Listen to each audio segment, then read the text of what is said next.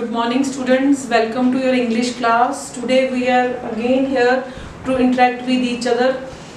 हमने पिछली बार paper pattern को डिस्कस किया था. Now we are going to start our syllabus. Today we are talking about a famous personality, Khushwant Singh. Khushwant Singh, who is Khushwant Singh?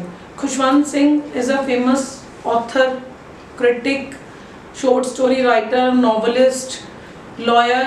और उनके बारे में मैं क्या बताऊं, he was a multi talented personality of our Indian literature. Actually जो आज जिस चैप्टर के बारे में हम बात करने जा रहे हैं, actually it was not a just story but it was a part of his autobiography, जिसके अंदर उसने अपना रिलेशनशिप अपनी ग्रैंड मदर के साथ डिस्कस किया है कि कैसे he was living with his grandmother in a village and his parents were living in a city. तो उसने मतलब जो एक अपने ग्रैंड मदर और एक ग्रैंड चाइल्ड के रिलेशनशिप को बड़ा ब्यूटीफुली ही अनफोल्ड किया है, बताया है कि कैसे his relation with his grandmother is going to change or is going through several changes. So now we should start the chapter. Before starting the chapter, we must know about the characters of the story. In this story, there are two main characters. First one is grandmother, which is extremely important character of the story. First of all, how she looks. Grandmother seems very beautiful. She always wears spotless white clothes. She was small, fat, and slightly bent lady. She was extremely religious and a very kind lady. She always took care of author in the village and she tries to fulfill every need of the author. Second one is grandson, which is Khushwant Singh. Actually he lives with her grandmother in the village and his parents lived in the city. Let's start the chapter. The chapter starts when the author recalls about his grandmother like a old lady, because क्योंकि वो 20 साल से जब अपनी grand mother के बारे में याद करता है तो 20 साल से अपनी ग्रैंड मदर को ऐसा ही ओल्ड देख रहा है. तो the thought about her youth and her marriage, her husband and her kids was very revolting towards him, क्योंकि उसे लगता है कि उसकी ग्रैंड मदर हमेशा से ही ऐसी बूढ़ी हैं जिनका कि फेस क्रिस क्रॉस रिंकल्ड है और उसे मतलब ये कभी चीज़ लाइक डाइजेस्ट नहीं हो रही कि वो कभी सुंदर होंगी, यंग होंगी और या उनके बच्चे होंगे और या उनके हस्बैंड भी होंगे. तो जो ग्रैंड मदर इस चैप्टर के अंदर या इस स्टोरी के अंदर उसने पोर्ट्रे की है, अपनी रियल ग्रैंड मदर पोर्ट्रे की है. She always dressed in spotless white clothes. She has criss cross wrinkled face.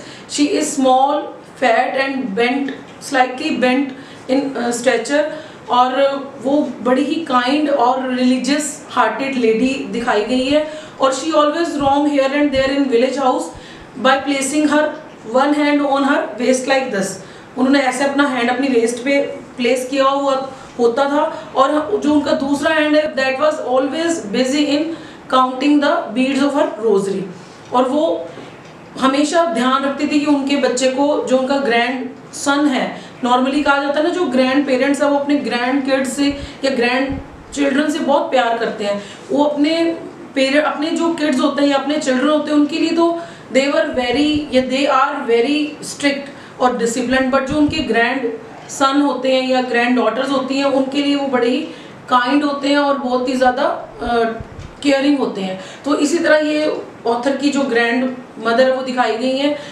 She always accompanied her in every moment of her daily routine, और वो हमेशा उनका ध्यान रखा करती थी, उसकी जो रूटीन की ज़रूरतें होती थी वो पूरी किया करती थी. और जो ऑथर के जो ग्रैंड फादर थे उनका एक पोर्ट्रेट जो है उनके ड्राइंग रूम में टंगा हुआ था. In that he weared a big turban and also loosened clothes. तो वो उन्हें he looked like a 100-year-old man. और जैसा कि उसे अपनी ग्रैंड मदर के लिए लगा करता था ऑथर को, वैसा ही उसे अपने ग्रैंड फादर के लिए भी लगा करता था. उसे लगता था कि जो उसके ग्रैंड मदर है वो हमेशा, जो ग्रैंड फादर है वो लाइक हर ग्रैंड मदर हमेशा से ही ओल्ड थे. और again the thought of his youth, his handsome personality और ग्रैंड चिल्ड्रन और वाइफ उस उनके लिए बहुत ज़्यादा ही। Now we are after the character sketch which is defined by the author of his grandfather and grandmother. Now we are talking about the friendship or relationship between the author and his grandmother. As we are talking about that, the grandmother is very old, but despite of her old age, she is very active and agile. She took care of every need of her grandson. She wake him up early in the morning and got him ready for the school. She used to sing religious songs and prayers in a sing-song manner because वो चाहती थी कि जो religious poems और songs वो गाती है तो वो जो author है उसे by heart learn कर ले। बट जो ऑथर है वो उसको वो प्रेयर सुननी बड़ी अच्छी लगती थी, क्योंकि इसलिए नहीं अच्छी लगती थी कि he loved to listen religious songs, but उसे अपनी ग्रैंड मदर की आवाज़ बहुत पसंद थी, इसलिए वो हमेशा उसे सुनता था। पर उसने कभी बॉदर नहीं किया कि उसे याद करना है। और जो ग्रैंड मदर थी वो पूरा दिन मतलब ऑथर की एवरी नीड को पूरा किया करती थी, क्योंकि जो ऑथर के पेरेंट्स थे वो सिटी शिफ्ट हो गए थे और वो ऑथर को ग्रैंड मदर के पास विलेज में छोड़ गए थे, क्योंकि ग्रैंड मदर और जो ऑथर था वो बहुत ज़्यादा ही अच्छे फ्रेंड्स थे और वो they were sharing very beautiful friendship. और उसके बाद क्या होता था कि जब वो उसे सुबह स्कूल के लिए अर्ली उठाकर तैयार किया करती थी, तो उसके बाद वो उसे ना एक वुडन स्लेट आपने कभी देखी होगी जिसे तख्ती बोलते हैं, है ना, जो वो तख्ती होती थी, तो वो उसको हमेशा स्कूल जाने से पहले बांध के दिया करती थी, जो कि ऑलरेडी पेस्टेड होता था येलो चौक से, जिसे हम गाची बोल देते हैं। तो वो उसे बिल्कुल पेस्ट करके दिया करती थी और साथ में उसे क्या बांध के देती थी, बैग में एक इंक पोट हुआ करता था और एक वुडन पेन जिसे कि कलम बोलते हैं। तो उसमें क्या करते हैं, वो उस कलम से या वुडन पेन से इंक पॉट में डिप करके उस स्लेट पे लिखा जाता था। और जब वो स्कूल जाता था ना, तो वो उसे ब्रेकफास्ट में क्या दिया करती थी, ब्रेकफास्ट में वो रात की बनी हुई स्टेल चपातीस, जो कि जब आपने देखा होगा नॉर्मली जब चपातीस होती हैं अगर वो ठंडी हो जाती हैं, स्टेल होती हैं, बासी हो जाती, तो वो क्या होता है, सख्त हो जाती हैं। तो वो वही चपातीस उन्हें ब्रेकफास्ट में ऑथर को दिया करती थी, जिसके ऊपर उसने बटर लगाया हुआ था और फिर उसके ऊपर थोड़ी सी शुगर स्प्रेड की होती थी। और ऑलवेज जो ऑथर था he always love to eat those chapatis. और फिर क्या होता था कि स्कूल जाने से के टाइम जो ग्रैंड मदर थी वो हमेशा ऑथर के साथ जाया करती थी, क्योंकि जो मंदिर था, टेम्पल था, विलेज टेम्पल, वो बिल्कुल एडजॉइंट था स्कूल की बिल्डिंग के साथ। और जब वो उसके साथ स्कूल के लिए जाया करती थी तो रास्ते में वो जो स्ट्रीट डॉग्स होते थे उनके लिए वो स्टेल चपातीस जो कि बच जाती थी उनके ब्रेकफास्ट के बाद, वो उसके अपने साथ लेके जाया करती थी जो स्ट्रीट डॉग्स होते हैं उनको फीड करने के लिए।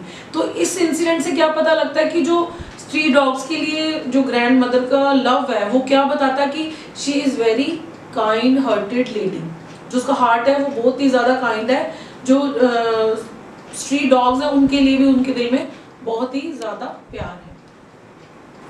While the author reaching at the school, in the school, the students always used to sit in two lines in the verandas, and while the priest was teaching them alphabets and religious lessons, the grandmother used to pray in the temple veranda. और जब वो वापस आया करते थे तब क्या होता था, वो दोनों जो ग्रैंड मदर थी वो उसके ऑथर के साथ जब वो स्कूल जाता था तभी वो टेम्पल में चली जाती थी। तो जब जो ऑथर था वो स्कूल में अपनी पढ़ाई करता था, अल्फ़ाबेट्स लर्न करता था और अलग अलग लेसन्स लर्न करता था, तब जो ग्रैंड मदर थी वो अपने स्क्रिप्चर्स पढ़ा करती थी टेम्पल में बैठ के। और जब स्कूल ऑफ होता था तो दोनों इकट्ठे अपनी कंपनी में इकट्ठे घर वापस आया करते थे। जब वो घर वापस आते थे तो वो जो स्टेल चपाती स्ट्रीट डॉग्स के लिए वो कैरी करके लाती होती थी मॉर्निंग में, तो वो उसे स्ट्रीट डॉग्स को फीड करने के लिए यूज़ किया करती थी। अब इसके बाद क्या था, टर्निंग पॉइंट उनकी जो फ्रेंडशिप थी, जो उसका टर्निंग पॉइंट था वो आ गया था, जो उनकी वो they were sharing a very lovable friendship with each other. पर अब नाउ क्या था, जो उसके जो ऑथर के पेरेंट्स थे उन्होंने ग्रैंड मदर को और ऑथर को सिटी बुला लिया था अपने साथ रहने। जो वो था कि जो उनका रिलेशनशिप था now that kept on changing. क्या था कि पहले क्या होता था कि वो सारा दिन इकट्ठे स्पेंड किया करते थे। नाउ ऑथर ने क्या किया था, ऑथर का एडमिशन हो गया था इंग्लिश स्कूल में, तो अब वो ग्रैंड मदर के साथ स्कूल नहीं जाया करता, तो वो स्कूल बस में स्कूल जाया करता था। तो वो दोनों एक दूसरे से मिलना कम हो गए थे। अब वो रिलीजियस बुक्स के बारे में या स्क्रिप्चर्स के बारे में नहीं पढ़ता था, वो इंग्लिश के बारे में पढ़ता था, आर्किमिडीज प्रिंसिपल्स के बारे में, ग्रेविटी के बारे में पढ़ता, मैथमेटिक्स पढ़ता था। जो ग्रैंड मदर थी उसको बहुत इंटरेस्ट था स्टडी में, बट उसको इन सब चीज़ों के बारे में कोई नॉलेज नहीं थी, तो वो अब चाह कर भी उसको स्टडीज़ में हेल्प नहीं कर पाती थी। तो अब वो जो अनहैप्पी रहना शुरू हो गई थी, वो लोगों से कम बात करना उसने कर दिया था, तो वो थोड़ा सैड रहना शुरू हो गई थी, क्योंकि जो उसका सबसे अच्छा फ्रेंड था, जो ऑथर था खुशवंत सिंह, वो अब उनके साथ पहले तो पूरा पूरा दिन स्पेंड करता था, अब वो बहुत कम टाइम स्पेंड करता था due to his busy schedule in studies. तो धीरे धीरे क्या हुआ, जब वो पूछा करती थी, समटाइम्स पूछा करती थी कि टीचर ने आज तुम्हें क्या पढ़ाया, तो जब वो ऑथर उसे बताया करता था तो उन्हें समझ नहीं आता था, क्योंकि वो इतनी एजुकेटेड नहीं थी। उसे कई बार ये भी जो थॉट था वो बड़ा बुरा लगता था कि जो स्कूल में इंग्लिश पढ़ाई जाती है, साइंस पढ़ाई जाती है, पर गॉड के बारे में या स्क्रिप्चर्स के बारे में नहीं पढ़ाया जाता। तो वो इस थॉट से भी बड़ी परेशान हो जाती थी समटाइम्स, है ना। और फिर उसके बाद जब उसे पता लगा कि स्कूल में म्यूज़िक की भी टीचिंग दी जाती है, मतलब लेसन्स दिए जाते हैं, तो वो बड़ी डिस्ट्रेस्ड हो गई, क्योंकि उसे लगता होता था कि ये बड़ा ही अनलॉफुल है कि स्कूल में गानों के बारे में, नाच गाने के बारे में पढ़ाया जाता है। क्योंकि जो हमारी पुरानी जो हमारी पुरानी सोच है, लोग जो हमारे बुजुर्ग हैं, हमारे ग्रैंड मदर्स हैं या ग्रेट ग्रैंड मदर्स हैं, उनका सोचना क्या था कि जो जेंटल फोक होती है, मतलब जो जेंटल सोसाइटी होती है, वो लोग, उनके लिए म्यूज़िक या डांस जैसी चीज़ें नहीं होती, वो ये चीज़ें नहीं करते, वो जेंटल चीज़ें करते हैं। अब धीरे धीरे वो उदास रहना शुरू हो गई। अब फिर अगेन एक टर्निंग पॉइंट आया। जो ऑथर था ना, उसने मतलब वो यूनिवर्सिटी में उसने एडमिशन ले लिया। अगेन जो वो एक दूसरे से और ज़्यादा दूर हो गए, क्योंकि जब उसने यूनिवर्सिटी में एडमिशन लिया तो उसे अपना अलग रूम मिल गया ऑथर को, तो अब वो ज़्यादा से ज़्यादा टाइम स्पेंड अपने यूनिवर्सिटी में और अपने रूम में स्पेंड करने लगा, क्योंकि उसकी स्टडीज़ हाई हो गई थी, हायर हो गई थी। तो जो ग्रैंड मदर थी ना, वो कुछ तो उदास ये थी कि जो सिटी में था वहाँ पर स्ट्रीट डॉग्स नहीं थे, तो वो अब उनको फीड नहीं कर पाती थी, तो बड़ा उदास रहने लग गई थी। तो उसने शुरू कर दिया स्पैरोज को फीड करना। वो ब्रेड क्रम्स जो है स्पैरोज को दिया करती थी घर के बरामदे में। तो रोज स्पैरोज आया करती थी, तो वो अपना पूरा दिन, जो ग्रैंड मदर थी, वो अपनी प्रेयर में स्पेंड किया करती थी। सिर्फ जो mid of the day, afternoon में वो आधा घंटा अपना टाइम स्पैरोज के साथ स्पेंड करती थी, उनको फीडिंग के टाइम। और वो that half an hour was tremendously best time for her in the whole day. और वो ज़्यादा से ज़्यादा चरखा काता करती। चरखा पता आपको क्या होता है? तो now I am showing you the picture of चरखा। तो दैट इज चरखा, जो कि हमारी पुरानी दादियाँ परदादियाँ यूज़ किया करती थी धागा काटने के लिए, है ना, जो धागा जिससे कपड़ा बनता है। तो वो सारा दिन चरखा काटती थी या फ्री टाइम में अपनी रोजरी की बीड्स काउंट करती थी। अब क्या हुआ, धीरे धीरे वो एक दूसरे से बड़ा दूर हो गए और ऑलमोस्ट उनकी जो फ्रेंडशिप थी वो ऑलमोस्ट ख़त्म हो गई। तो ये जो थॉट था ना उनकी फ्रेंडशिप ख़त्म होने का, वो ग्रैंड मदर के लिए बहुत ज़्यादा ही मतलब सैड था। वो लोगों से कम बात किया करती थी। अब उसने ज़्यादा से ज़्यादा टाइम अकेले स्पेंड करना, सेल्फ सफिशिएंट हो गई थी। वो चुप रहा करती थी और अपने आप में ही रहा करती थी। अब एक और टर्निंग पॉइंट आया जब ऑथर ने डिसाइड किया कि वो हायर स्टडीज़ के लिए नेक्स्ट 5 इयर्स के लिए फॉरेन जाने का डिसाइड किया, और वो फॉरेन चले गए। जब फॉरेन जाने लगे तो ग्रैंड मदर उन्हें स्टेशन पे ड्रॉप करने आई। जब वो ड्रॉप करने आई तो उन्होंने कोई इमोशंस नहीं दिखाए, है ना, वो बिल्कुल चुपचाप थी, शांत थी। तो फिर उन्होंने ऑथर के माथे पे धीरे से एक टेंडर सी किस की, और ऑथर को याद आता कि दैट किस was last physical touch between them. मतलब फिजिकली जो उनकी ग्रैंड मदर थी, उन्होंने लास्ट उन्हें दैट टाइम फिजिकली टच किया, ठीक है। उसके बाद ऑथर चले जाते हैं। जब ऑथर चले जाते हैं तो उसके बाद वो और सेल्फ सफिशिएंट हो गई, शांत रहने लग गई, किसी से बात उन्होंने बिल्कुल करनी बंद कर दी। सिर्फ अगेन वही चरखा काटती थी, अपनी प्रेयर्स करती थी, और आधा घंटा वो बर्ड्स के साथ स्पेंड किया करती थी। तो वो जो जब वो आधा घंटा बर्ड्स के साथ स्पेंड करती थी उस टाइम में वो बड़ी ही हैप्पी फील होती थी, मतलब दिखती भी थी और फील भी करती थी। और उसके बाद जब ऑथर वापस आ जाते हैं 5 सालों के बाद, तो वो ऑथर फाइंड आउट करते हैं कि जो उनकी ग्रैंड मदर है उन्हें स्टेशन पर लेने आई हैं, और वो ऑथर को जाकर मतलब हक करती हैं, टाइट हक करती हैं। और एट द टाइम जब वो शी वॉज वेरी हैप्पी उन्हें ऑथर को देख के, क्योंकि author was her very good friend, है ना। तो उन्होंने जो उनके साथ फ्रेंडशिप और अफेक्शन वाला मतलब रिलेशनशिप शेयर किया होता ना, तो दैट वाज वेरी ब्यूटीफुल। तो वो उसी को रिमाइंड करके रिकॉल करके खुश होती है कि उनका फ्रेंड है जो वापस आ गया है। तो उस दिन वो जब स्पैरोज को फीड कर रही होती ना, तो that time she was extremely happy, वो बहुत ज़्यादा खुश थी। और शाम को फिर अचानक एक डिफरेंट सी इंसिडेंट होता है, वो प्रेयर नहीं कर रही, उन्होंने कोई प्रेयर नहीं की, और उन्होंने उसकी बजाय क्या किया, अपने आसपास की लेडीज़ को, नेबरहुड में जो लेडीज़ होती हैं उनको कलेक्ट कर लिया, कलेक्ट करके, और जो जैसे ड्रम होता है, लाइक जिसे हम ढोलक बोलते हैं, उसे ले लिया, पुरानी कोई ढोलक थी, और उन्होंने जो गाने गाने शुरू किए, जो कि होम कमिंग होते हैं, वॉरियर्स होते हैं, जो हमारे सोल्जर्स होते हैं, वो लड़ाई पे गए होते हैं, और जब वो लड़ाई पे से वापस आते हैं, आने होता है उन्होंने, तो वो खुशी के जो गाने गाते हैं, तो वो गाने गाती हैं। वो सारा मतलब उन्होंने बड़ी देर तक हैप्पी सॉन्ग्स गाए ना, सबने उन्हें मना किया भी आप बीमार हो जाएंगी, पर उन्होंने किसी की बात नहीं सुनी। और फिर वही हुआ जिनका सबको डर था, वो अगली सुबह बहुत ज़्यादा बीमार हो गई। तो डॉक्टर को बुलाया गया, तो doctor reported that she had mild fever, ठीक हो जाएगा। और बट उन्होंने बोला कि she insisted that is my last time and I am going to die, मैं मरने जा रही हूँ। और फिर उन्होंने सबने इस चीज़ का प्रोटेस्ट किया, उन्होंने बोला नहीं आप ठीक हो जाएंगे, आप इतना मतलब बुरा क्यों सोच रही हैं, नेगेटिव क्यों सोच रही हैं। तो उन्होंने बोला नहीं, मुझे पता है that is my last time, my last breath. और फिर उन्होंने किसी से बात नहीं की, सबसे बात करनी बंद कर दी, और अपनी उन्होंने रोजरी के जो बीट्स थे उसे काउंट करना शुरू कर दिया। और जैसे जैसे वो बीट्स काउंट करी थी, तो अचानक जो ऑथर है उसने देखा कि जो उनके लिप्स हैं तो वो हिलने बंद हो गए हैं। तो उन्होंने देखा कि शी वॉज डेड, और वो मर चुकी हैं। और that moment was very very depressing moment of the story, क्योंकि जो she was the main character of the story, और अब उनकी डेथ हो गई है। तो जब उनकी डेथ हो गई तो उनके ऊपर एक रेड शॉल डाला गया, और उनकी जो डेड बॉडी उसे उठाकर बरामदे में लाया गया।